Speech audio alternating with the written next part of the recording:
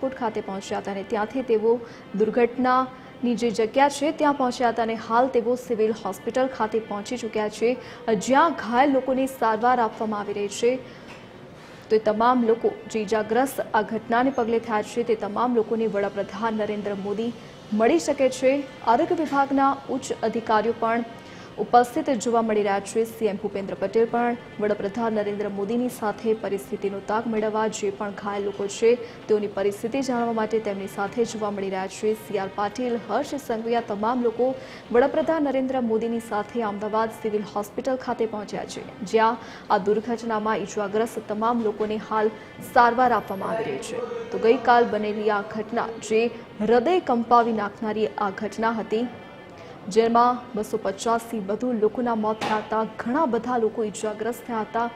તો ત્યારે હાલ તે તમામ લોકો જે લોકો ઇજાગ્રસ્ત થયા છે આ ઘટનાને પગલે, તે તમામ લોકોની સારવાર હાલ અમદાવાદ સિવિલ હોસ્પિટલ ખાતે થઈ રહી છે અને તે જ પરિસ્થિતિનો તાગ મેળવવા માટે, પરિસ્થિતિ જાણવા માટે વડાપ્રધાન નરેન્દ્ર મોદી અમદાવાદ આવી પહોંચ્યા છે અને હાલ તેઓ સિવિલ હોસ્પિટલ ખાતે પહોંચ્યા છે, જ્યાં તમામ લોકો જે ઇજાગ્રસ્ત થયા છે આ ઘટનાને પગલે, તે તમામ લોકોને સારવાર આપવામાં આવી રહી છે। તે લોકોને મળવા માટે વડાપ્રધાન નરેન્દ્ર મોદી પહોંચ્યા છે। તેમની સાથે સીએમ ભૂપેન્દ્ર પટેલ, હર્ષ સંઘવી, સીઆર પાટીલ, આરોગ્ય વિભાગના તમામ અધિકારીઓ પણ ત્યાં ઉપસ્થિત જોવા મળી રહ્યા છે। શું હાલની પરિસ્થિતિ છે, શું સારવાર આપવામાં આવી રહી છે, શું સ્થિતિ છે ઇજાગ્રસ્ત લોકોની, તે તમામ વિષયો પર તેઓ જાણકારી મેળવશે। હાલ તેઓ સિવિલ હોસ્પિટલ ખાતે વડાપ્રધાન નરેન્દ્ર મોદી પહોંચી ગયા છે। ગઈકાલે જ્યારે આ ઘટના બની ત્યારે સીએમ ભૂપેન્દ્ર પટેલ દ્વારા તેમને આ તમામ વિષયો પર માહિતી આપવામાં આવી હતી અને ત્યારબાદ તેઓ આજે 8 વાગે અમદાવાદ આવી પહોંચ્યા। અમદાવાદ એરપોર્ટથી તેઓ સીધા જ જે ઘટના પર જે સ્થળ પર આ દુર્ઘટના સર્જાઈ હતી તે સ્થળની તેઓએ સૌપ્રથમ મુલાકાત લીધી અને ત્યારબાદ અત્યારે હાલ તેઓ સિવિલ હોસ્પિટલ ખાતે પહોંચી ચૂક્યા છે, જ્યાં તમામ ઇજાગ્રસ્ત જે લોકો છે તેઓની હાલ સારવાર ચાલી રહી છે। તે લોકોને મળવા માટે વડાપ્રધાન નરેન્દ્ર મોદી હાલ હોસ્પિટલ ખાતે પહોંચી ચૂક્યા છે। શું સ્થિતિ છે તે તમામ સ્થિતિનો તેઓ તાગ મેળવશે, શું સારવાર તેમને આપવામાં આવી રહી છે, કેવી તેમની હાલત છે, શું તબિયત છે તેમની, તે તમામ પરિસ્થિતિ, શું વિગતો છે તે તમામ વિશે તેઓ માહિતગાર થવાના છે। તો ગઈકાલની આ દુર્ઘટના ખૂબ જ કરુણ દુર્ઘટના, જેમાં એક પ્લેન અમદાવાદથી લંડન જવા માટે રવાના થાય છે। રનવેથી બહાર નીકળતા જ આ પ્લેન ક્રેશ થઈ ગયું। 1:38 આ પ્લેને ઉડાન ભરી અને ગણતરીની જ મિનિટો, સેકન્ડો કહી શકાય, ગણતરીની જ મિનિટમાં, માત્ર 2 મિનિટની અંદર 1:38 આ પ્લેન ઉડાન ભરે છે અને 1:40 આ પ્લેન મેઘાણીનગરમાં ક્રેશ થઈ જાય છે। એક જે બિલ્ડિંગ હતી તેની સાથે ધડાકાભેર આ પ્લેન અથડાયું। આ બિલ્ડિંગ હતી એક હોસ્પિટલનું, જ્યાં ડોક્ટરો રહી રહ્યા હતા, એક હોસ્ટેલ કહી શકાય, તે બિલ્ડિંગ સાથે અથડાય છે અને ધડાકાભેર, કેમ કે આ પ્લેનમાં 1.5 લાખ લીટરથી વધારે ફ્યુલ હતું અને એટલો ભયાનક આ બ્લાસ્ટ હતો, ધુમાડાના ગોટે ગોટા દૂર દૂર સુધી નજરે પડ્યા હતા। ગઈકાલની આ હચમચાવી નાખનારી આ ઘટના, જેમાં ઘણા બધા લોકોના મોત થયા છે, જે પ્લેનમાં સવાર હતા તમામ લોકોના મોત થયા છે। માત્ર એક વ્યક્તિ જે જીવિત બચ્યો છે, આ દીવનો એક વ્યક્તિ હતો, તેનો જ માત્ર બચાવ થયો છે। તો હાલ વડાપ્રધાન નરેન્દ્ર મોદી જ્યારે હોસ્પિટલ ખાતે પહોંચ્યા છે, તે પ્લેનમાં જે વ્યક્તિ જીવિત બચ્યો હતો તેની તેઓ મુલાકાત લઈ શકે છે। શું પરિસ્થિતિ સર્જાઈ હતી, કેવી પરિસ્થિતિમાંથી તે બહાર આવ્યો, શું તેને જોયું, શું આ દુર્ઘટના હતી, તે તમામ વિગત તે વ્યક્તિ પાસેથી લઈ શકે છે। હાલ તે વ્યક્તિ સારવાર હેઠળ છે અમદાવાદ સિવિલ હોસ્પિટલ ખાતે। માત્ર તે વ્યક્તિ સિવાય આ પ્લેનમાં જેટલા પણ લોકો સવાર હતા તે તમામ લોકોના મૃત્યુ નિપજ્યા છે।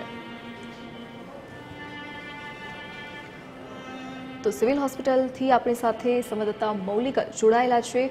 જે મૌલિક, વડાપ્રધાન નરેન્દ્ર મોદી પણ હાલ પહોંચી ગયા છે સિવિલ હોસ્પિટલ ખાતે। જે વ્યક્તિ જીવિત બચ્યા હતા પ્લેન ક્રેશની દુર્ઘટનામાં, તેની પણ તેઓ મુલાકાત લઈ શકે છે।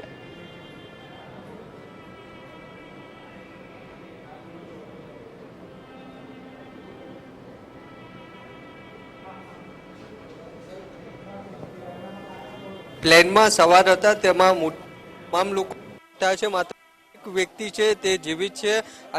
ઘટના કઈ રીતે બન્યા બાદ તેઓ કઈ રીતે કરી શકે છે. સાથે સાથે જે ઘાયલો છે તેમની સાથે પણ વડાપ્રધાન મળશે અને તેમની ખબર અંતર પૂછશે. જે પરિવારજનો છે, જેમના સ્વજનો જેમને ગુમાવ્યા છે, તેવા લોકો સાથે પણ વડાપ્રધાન વાતચીત કરી શકે છે. ત્યારે તેમની સાથે મેં કહ્યું તેમ જે ઘાયલો જ્યાં સારવાર માટે દાખલ છે ત્યાં વડાપ્રધાન સાથે સાથે મુખ્યમંત્રી, રાજ્યના ગૃહમંત્રી સંઘવી સાથે જ આરોગ્ય મંત્રી છે તેઓ પણ અહીંયા હાજર છે અને તમામ બાબતની માહિતી છે તે મેળવી રહ્યા છે. તમામ અધિકારીઓ છે સિવિલ હોસ્પિટલના ગઈકાલથી જ તમામ બાબતની વિગત છે તે સતત અધિકારીઓ છે તે રાજ્ય સરકારને આપી રહ્યા છે અને રાજ્ય સરકાર દ્વારા પણ તમામ પ્રકારની વ્યવસ્થા છે તે કરવામાં આવી છે. એટલે અત્યારે સિવિલ હોસ્પિટલના અધિકારીઓ છે તે પણ તેમની સાથે છે અને કઈ પ્રકારની ટ્રીટમેન્ટ આપવામાં આવી રહી છે, જે મૃતદેહ છે તેમના ઓળખ માટે કઈ પ્રકારની વ્યવસ્થા છે તે તમામ માહિતી છે તે મેળવવામાં આવી રહી છે. જો કે ગઈકાલની જે ઘટનાની વાત કરીએ તો ઘટના બાદ જે આગ લાગી હતી, એટલે આગના કારણે જે ધુમાડો ત્યાં હતો, એટલે કદાચ જો કોઈ વ્યક્તિ બચ્યું હોય તો પણ ધુમાડામાં ન બચી શકે તે પ્રકારની સ્થિતિ હતી. પરંતુ તેની વચ્ચે એક વ્યક્તિ જે જીવિત રહ્યો છે તે પણ અહીંયા જે એડમિટ છે, એટલે તે બાબતે પણ તેમની સાથે વડાપ્રધાન છે તે વાતચીત કરી શકે છે. ગઈકાલની ઘટના બાદ તમામ એજન્સી છે ઘટના સ્થળે પહોંચી હતી.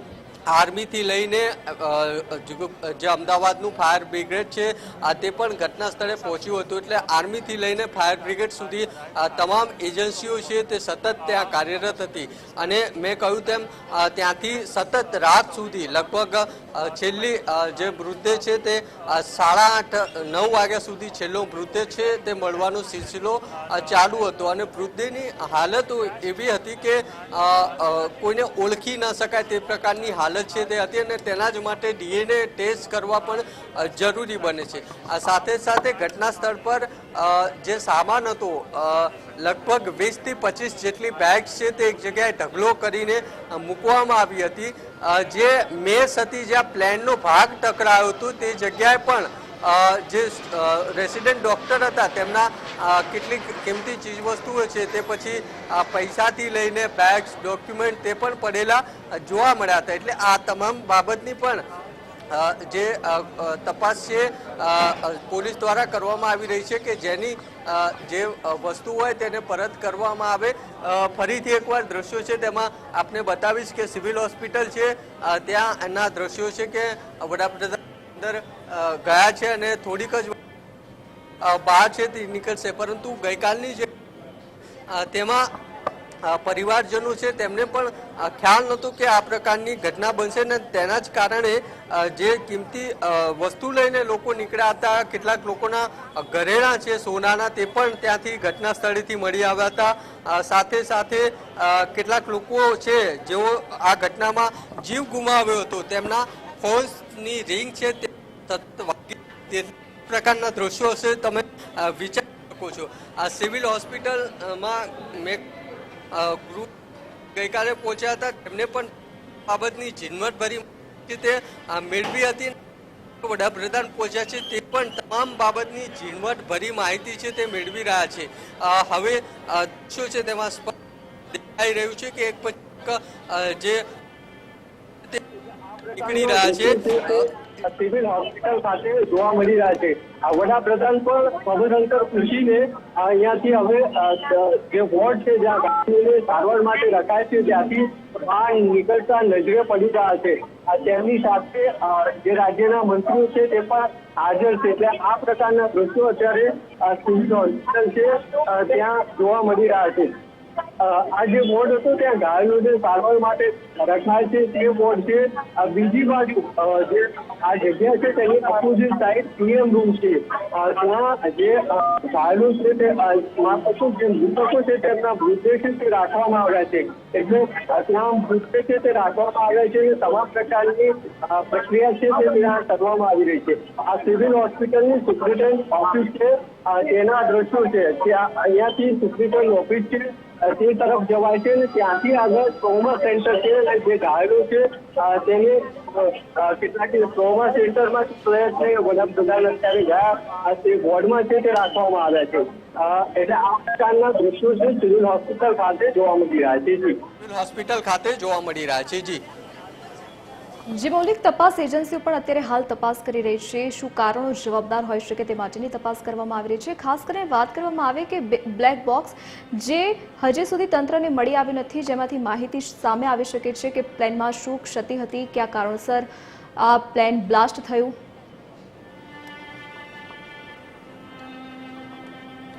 બિલકુલ જે પ્રમાણે સમાચાર મળ્યા છે તે પ્રમાણે સત્તાવાર નથી, પરંતુ બ્લેક બોક્સ જે એજન્સી છે તેમને મળી ચૂક્યું છે અને કે જે ઘટના બની તેની પહેલા પાયલોટે એક ઇમરજન્સી છે તે પણ કંટ્રોલ રૂમ છે તેને મોકલ્યો હતો.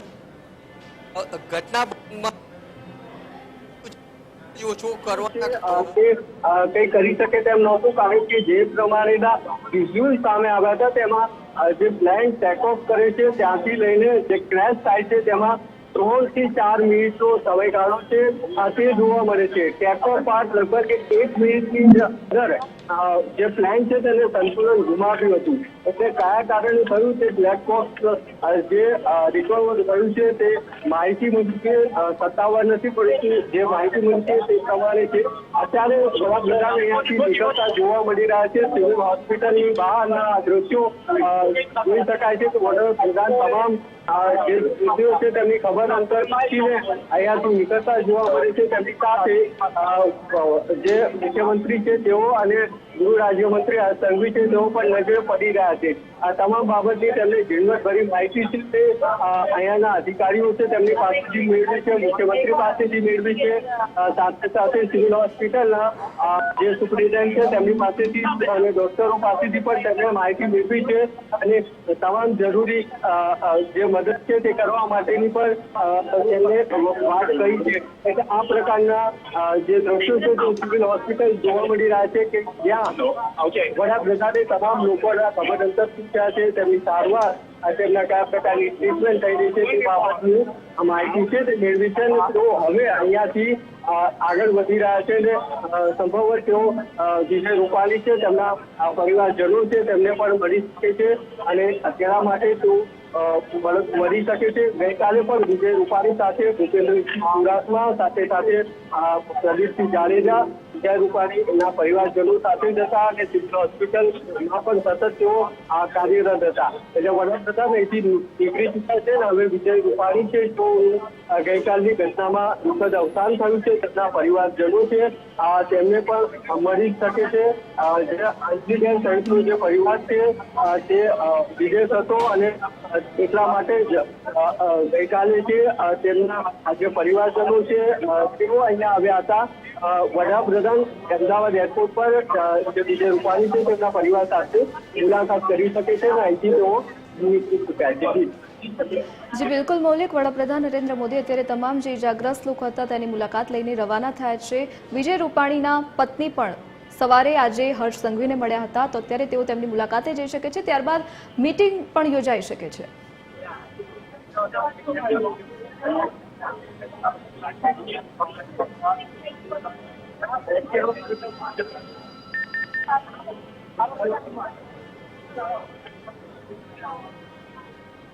જી મૌલિક.